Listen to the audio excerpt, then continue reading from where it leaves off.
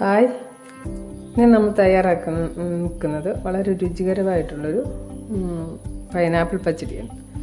അതിന് ആവശ്യത്തിന് ഒരു 200 ഗ്രാം പൈനാപ്പിൾ അരിഞ്ഞെടുത്തതാണ്.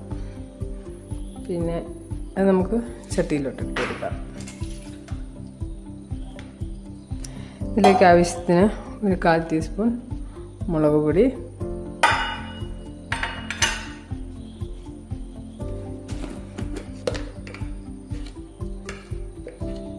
ആവശ്യത്തിന് ഉപ്പും,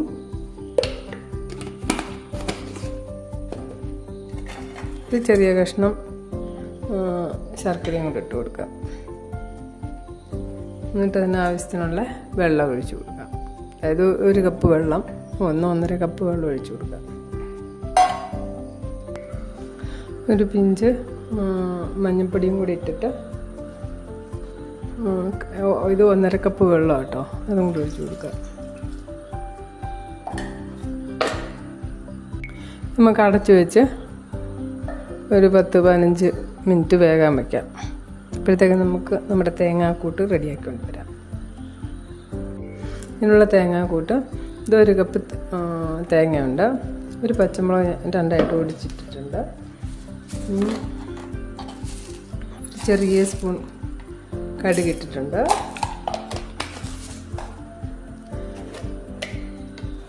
ഒരു ചെറിയ സ്പൂണിന് ജീരകം ഇട്ടിട്ടുണ്ട്.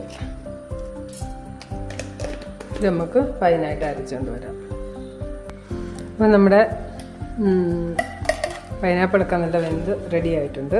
ഇതിലേക്ക് നമുക്ക് അരപ്പ് ഒഴിച്ചു കൊടുക്കാം.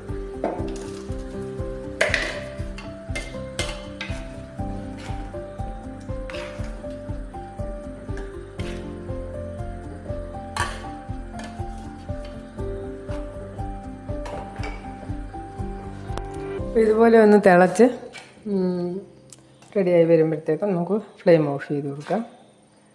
ഇനി ഇതൊന്ന് തണുത്ത് വരുമ്പോഴത്തേക്കും നമുക്കതിൽ തൈര് ഒഴിച്ച് കൊടുക്കാം. അപ്പോൾ അതിന് നമുക്ക് തൈര് റെഡിയാക്കാം.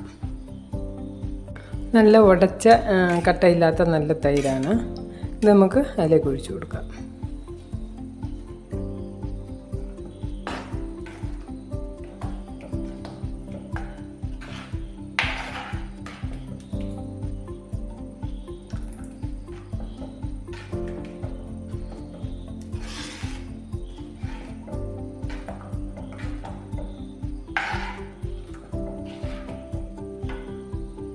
ഇതിലേക്ക് കടുക് താളിക്കാം.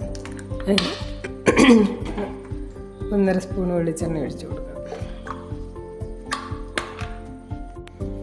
ഇതിലേക്ക് കറിവേപ്പിലയും മുളകും ഒഴിച്ചു കൊടുക്കാം.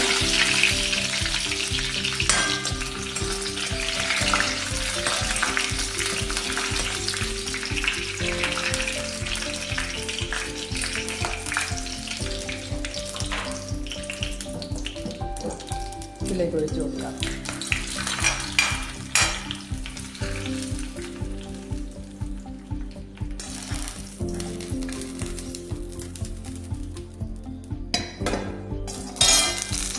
അപ്പം നമ്മുടെ രുചികരമായ പൈനാപ്പിൾ പച്ചടി റെഡി ആയിട്ടുണ്ട്.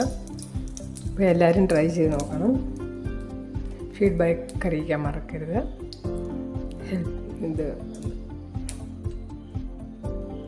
ഷെയർ ചെയ്യണം, ലൈക്ക് ചെയ്യണം, സപ്പോർട്ട് ചെയ്യണം. അടുത്തൊരു വീഡിയോയുമായി നാളെ കാണാം. Okay, by.